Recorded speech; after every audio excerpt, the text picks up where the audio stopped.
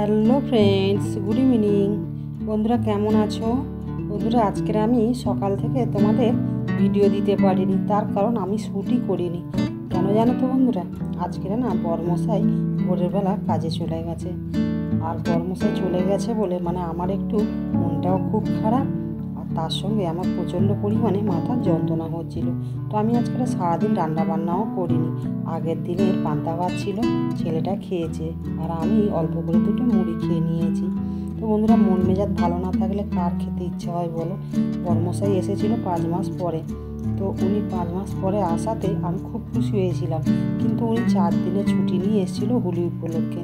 তো উনি আবার চলে গেছে, আবার আসবে 10 দিন পরে। তো আমাদের এখানে আবার একটা পুজো আছে, তখন আসবে। তো এই কারণে চলে গেছে। তো তবুও যেন আমার মনটা মানছে না। ও যদি 15 দিনের ছুটি নিয়ে আসতো হয়তো আমার একটু ভালো লাগতো, কিন্তু কিছু করার নেই, ওনার তো নিজের কাজের উপর নির্ভরশীল। তো এই কারণে আমি আর বিশেষ কিছু বলতে পারলাম না, কিন্তু মনে মনে আমার খুব কষ্ট হলো।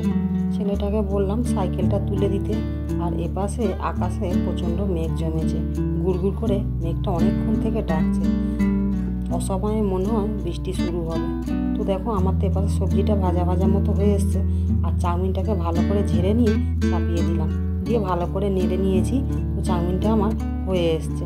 আর ইলেকট্রিকটা না অনেকক্ষণ থেকে দপদপ করা শুরু হয়ে গেছে, মনে হয় ইলেকট্রিকটাও এবারে চলে যাবে। তো তাড়াতাড়ি করে যে ছেলেটাকে খেতে দিয়ে দিলাম, আর আমিও খেতে বসে গেলাম। তো দেখো, এপাশে গাগা শব্দে বৃষ্টিটাও শুরু হয়ে গেছে। বৃষ্টির সাথে সাথে শিল পড়ছে, দেখো কেমন।